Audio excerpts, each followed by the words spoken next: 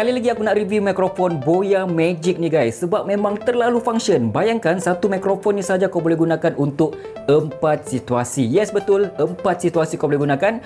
Handheld macam ni, clip mic macam ni, and then kau boleh letakkan atas kamera buat vlog, kemudian desktop mode. Menarik kan? Tak perlu korang beli banyak-banyak mikrofon, membazir. Cukup satu sahaja, iaitu Boya Magic. Paling aku suka yang korang nampak sekarang ni bukan sekadar mikrofon, tapi dia adalah charging case juga. Alright, bila korang buka dia punya form ni, automatic dalam ni korang akan dapat 2 transmitter yang clip on. Kau boleh clip macam ni, dan satu mikrofon kecil ni beratnya hanya 7 gram sahaja. Dan jangan risau pasal bateri, sebab kapasiti bateri dia bila korang gabung ni boleh pergi sehingga 30 jam. Menarik kan? Alright, bawah mikrofon ni ada satu USB Type-C adapter. Korang boleh cucuk di smartphone dan juga di PC. Dilengkapi juga dengan AI noise cancellation sehingga negatif 40 dB guys. Alright, sekarang ni yang korang dengar, saya tidak onkan noise cancellation. Sekarang ni dia warna biru. Klik sekali,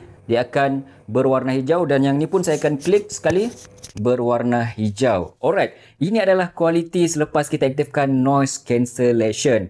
Test mic 1, 2, 3, kualiti mikrofon Boya Magic. Yang bestnya lagi, korang boleh install aplikasi Boya Center. Dalam tu, macam-macam korang boleh adjust, macam-macam korang boleh setting, naikkan dia punya volume, noise reduction dan macam-macam lagi. Dan dapat audio idaman korang.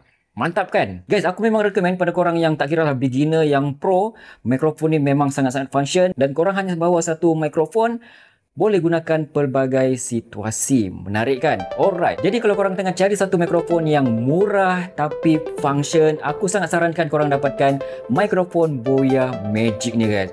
Memang tidak rugi untuk korang beli.